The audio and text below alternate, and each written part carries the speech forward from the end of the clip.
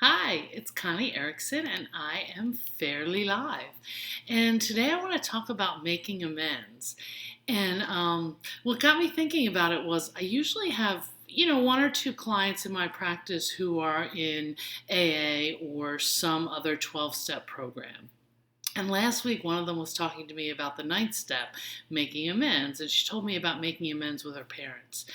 And I asked her how that was for her, and she mentioned an oft used AA phrase, I'm just cleaning my own side of the street. And I thought, wow, wouldn't it be great if we all did that all the time?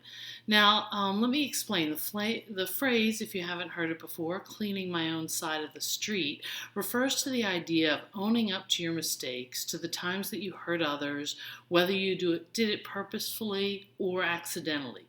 You take full ownership of hurting someone else without asking them for anything, without saying, but you, add some offense here, without blaming the other person, without saying, if you hadn't, then I wouldn't have, or you made me. And then also, you have to try to do better. It's only effective when you apologize and then work to change whatever the egregious behavior is. Obviously, not if you just apologize and keep doing the bad behavior. But imagine how good that would feel from the other side. Like, imagine if everybody took ownership for everything all the time. Like, wouldn't it be great if you imagine calling your cable company or your insurance company to fix a problem, and instead of hearing, not my department, the rep said, wow, I'm sorry about that. Let me see how I can make it right. Like, what a different feeling you would have. It would be great if we just all did this all the time. If I called my insurance company and someone said that, I would feel like, yay, someone is helping me, instead of feeling frustrated. Imagine you're with your partner, and imagine hearing, yeah, I'm really sorry I hurt your feelings. Even though I didn't mean to hurt you, I did. And I know you felt bad, and I want you to know that I'm trying to make it better. I'm trying to do better. And in the future, I plan to, whatever it is you can do that differently to make the situation better. I know if I heard that, I would feel so loved and cared for. Now, contrast that to some of the couples I see. They are so intent on having their partner change. We're here because of him. And while they might admit to some or even all of their own misdoings, they usually aren't taking full ownership. They want to explain how their partner is wrong, how their relationship would be great if only their partner would change. And I'll admit it, these couples are really hard to work with.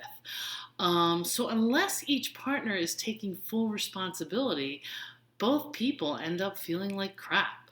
Both partners feel unheard, both are frustrated. It feels bad. And not only does it feel bad, but it's ridiculously ineffective. Imagine you're on the other end of someone being very blameful, someone who's just not owning their own actions. It doesn't really make you want to change your own behavior. It just makes you angry and defensive. Look at the difference. So, imagine a partner says, of course I was yelling. If you would listen, I wouldn't have to yell. And you were yelling too. How would you feel if your partner's saying that? As opposed to, I'm sorry I yelled at you. I know that upset you. I'm working on taking a break when I'm angry so I don't lose my cool. The second one really makes you want to work with the other person. It usually brings the partners closer.